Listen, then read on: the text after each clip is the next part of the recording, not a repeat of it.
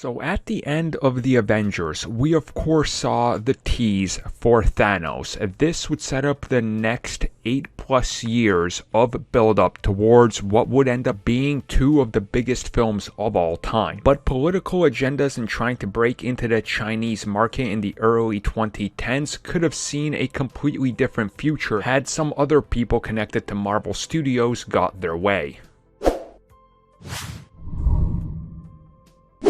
So recently, Chris Fenton, who is the former president of a Chinese-based production company called DMG Entertainment Motion Picture Group, released a book called Feeding the Dragon. Now, in this book, he details a lot of things, including his experiences with Marvel Studios.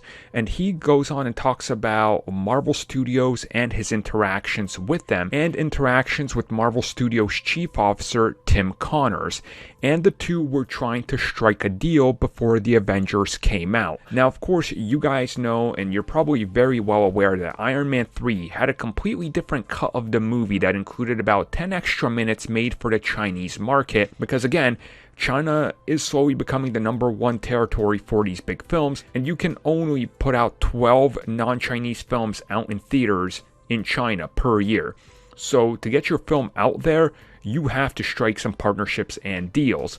And he reveals that originally they were meeting and they were trying to figure out what exactly the post-credit scene was going to be.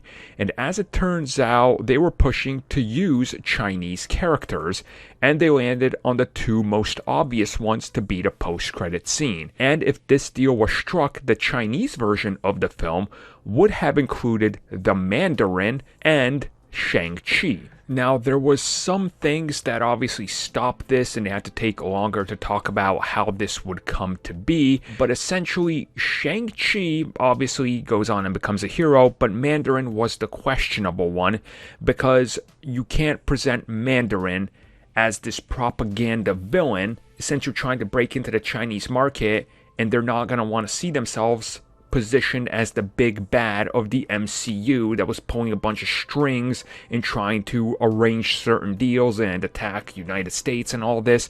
You just couldn't have that. So right then and there, the talks shifted, and eventually they would go on and obviously use the Mandarin, but the same sort of application for the character was applied there, because again, it was just too soon, and the tensions and everything just would have been off. Now that the two actually have good working relationships, and we understand that Marvel Studios is important there, and they'll accept it because it is, again, it's not real, they can proceed with a real Mandarin. But this just sort of tells you how early on in Marvel Studios' process, things could have been different. And honestly, who knows where we would be if Mandarin and Shang-Chi were revealed then and there. I mean, the MCU could look completely different. Who even knows if Avengers 2 would have been Ultron and maybe would have been the 10 Rings or something. I mean, there's just so many possibilities.